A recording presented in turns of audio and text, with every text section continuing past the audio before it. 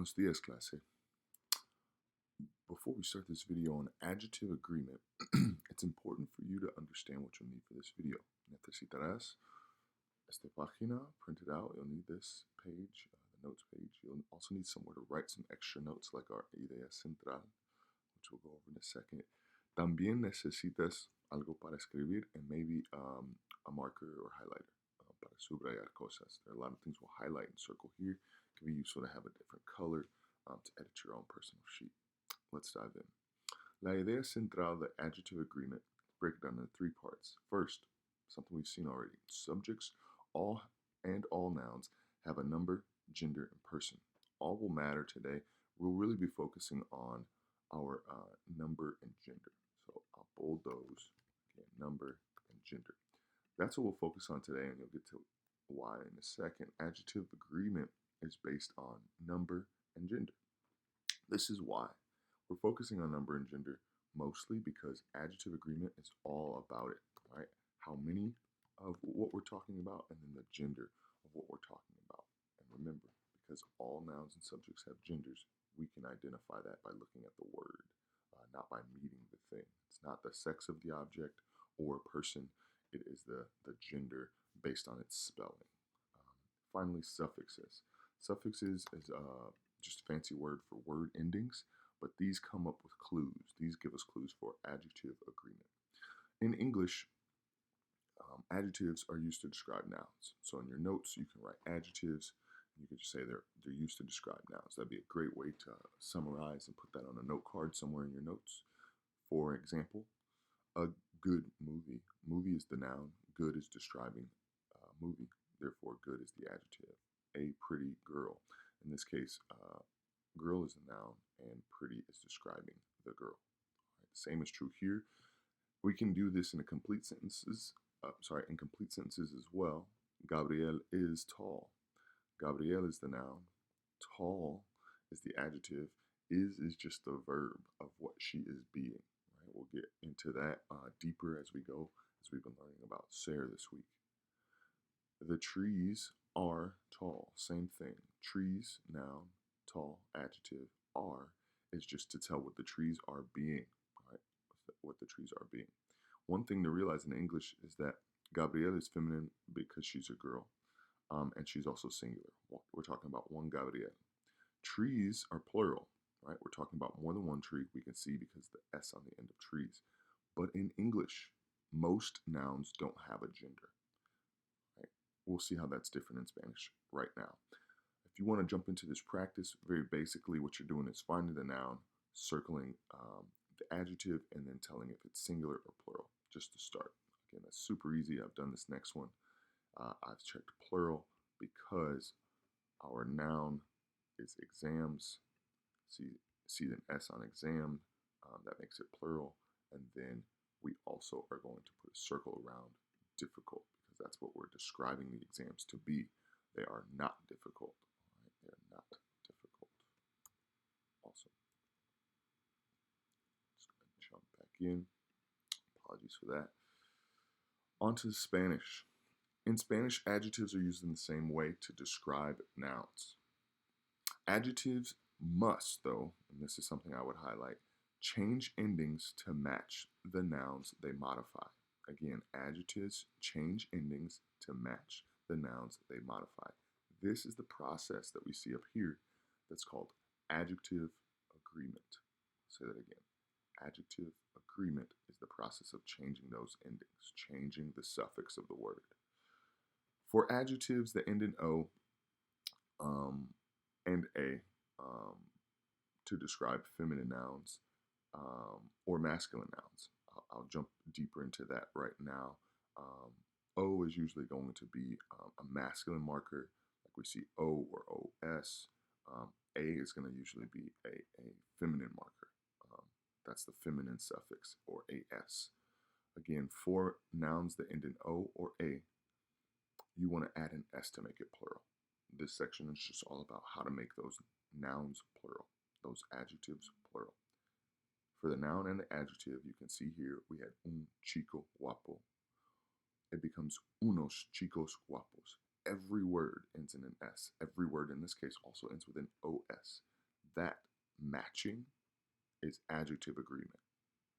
Some cute boys, right? A cute boy. The order we'll get to later, adjectives do go after the noun they describe as to not break up this pair with the indefinite articles. We'll go over that right now, actually. So, un and una, say those with me. Un, una. Those two words both mean a. There are two ways to say the word a or an, like an hour or a dog. Then there are unos and unas. Say those with me as well. Unos, unas. These both mean some. They must agree with the noun. These words before are articles, but they are also forms of adjectives, but they're just a specific category. You can see below, you can also say the. There are 4 ways to say the. El or la, los and las. So again, el, la, los, las. These also must agree. The only difference here is that el, it is not going to end with an a. It's not going to be lo and la. All right, it's going to be el and la. Okay, el and la. So if we look here, we can see that these 2 pairings are masculine, just like these 2 pairings are masculine. These 2 pairings, una and chica, are going to be feminine. Unas and chicas, also feminine. Same with la mujer y la tarea, los hombres y el hombre. We're missing an example here with las, but the same will be true if we had las chicas instead of unas chicas. Okay. Now, one key point that you really want to dive into, for adjectives that end in E or a consonant like L, R, or N, basically that doesn't end with a vowel, it's important that you understand the ending does not change to match the gender. Now, the gender is if it's masculine or feminine, right? So if we look here at examen, examen doesn't become examen o because it has L. It just stays examen. That means quiz, test, exam.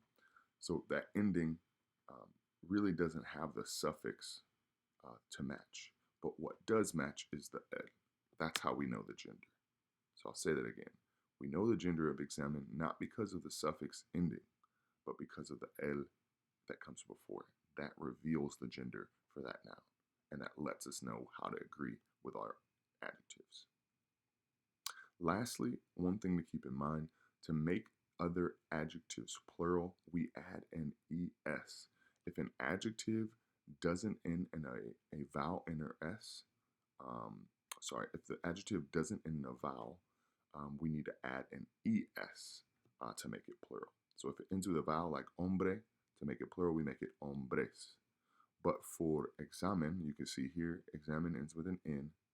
We need to add an es to make examen plural. I'll do that one more time. Examen, singular, right? El examen, one exam, the exam. Then los exámenes is plural, right? It's important to see here that we have an es ending because we're making that plural, even while it doesn't end in a vowel. Okay. Now we're going to go forward after those highlights and a large amount of notes. We want to jump in on some practice. Okay, this practice is pretty simple, but it has 2 layers. Okay, circle the adjective and underline the noun. Those are the basic directions. Circle and underline.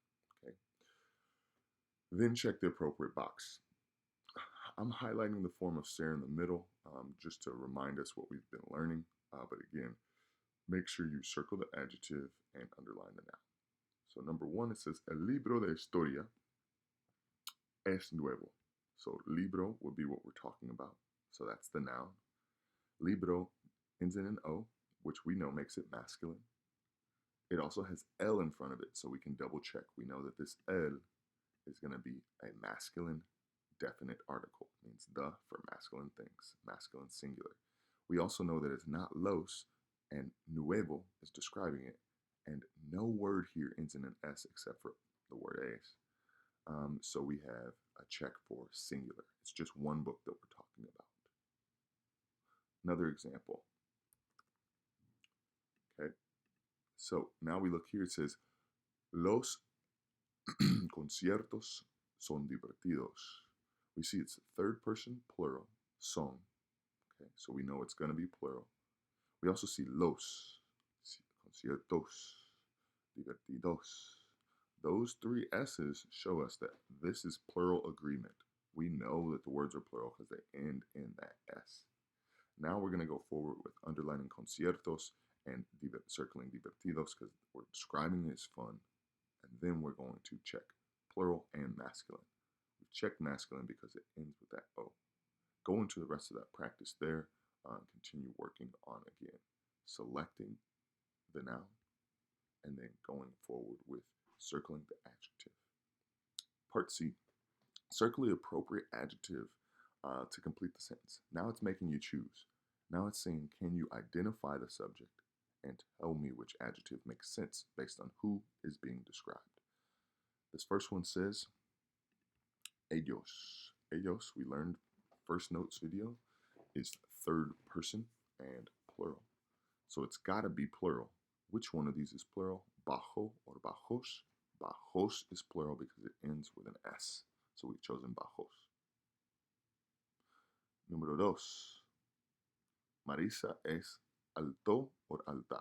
Now, we may or may not know what the name Marisa is. One of the cool things about Spanish is even with names, usually we can use that ending technique. So we see Marisa, and Marisa would be a girl. Okay, so we would say alta en vez de alto. So alta is the answer for her. All right, we'll do one more here. Let me go ahead and get my comments ready.